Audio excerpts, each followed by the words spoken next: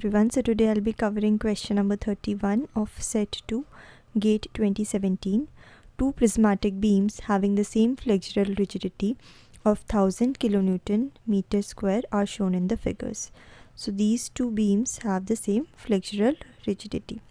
If the midspan deflections of these beams are denoted by delta 1 and delta 2 respectively, the correct option is. So 4 options are given to us. It's a 2-mark question, and for reference you can refer to lecture series on structural analysis 1 by Professor Amit Shaw, Department of Civil Engineering, IIT Kharagpur. So let's proceed with the solution of this problem. This problem is very simple, which is directly based on the standard deflection formulas.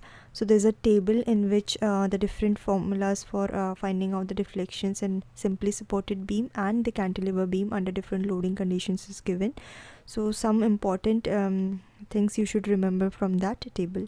So these two are very standard things, that is the deflection, midspan deflection under the UDL and the midspan deflection under the point load. So direct formulas for these two type of structures is given, and you should remember those formulas, because finding out deriving the deflection formulas for these two structures will take a lot of time, and that much time you do not have in gate. So let's use a standard deflection formulas and solve the problem. Let's consider this as structure 1 and this as structure 2. So let's proceed with the structure 1 first. So it's a simply supported beam under uniformly distributed loading. So we have made this simply supported beam under the uniformly distributed loading.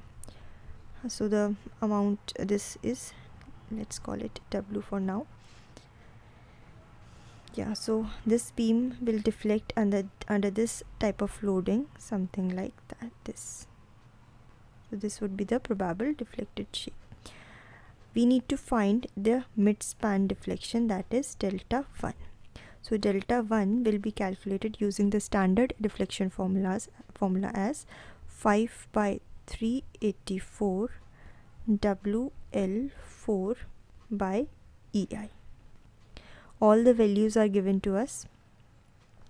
So the value of flexural rigidity which is given to us is in kilonewton and meter square. So you should take everything in kilonewton and meter. So let's calculate delta 1. So it's 5 by 384. The value of W is 6. The length of this beam is 4 divided by EI. The value of EI is given to us as 1000. So from here we get the value of delta 1 as 20 into 10 to the power minus 3 meter. So this is the value of delta 1 we got. Now let us calculate the value of midspan deflection for the second structure. So second structure is a simply supported beam with uniformly distributed with a point load. So here's a point load. Okay, the length here is different. So this is a 2 meter beam. So 1 meter and 1 meter like this. Yeah, so now we need to find the value of delta 2 here. So for this also we have a standard deflection formula in which we will calculate the value of delta 2 as PL cube by 48 EI. We will put all the values here now. So it's 120 into length is 2 divided by 48.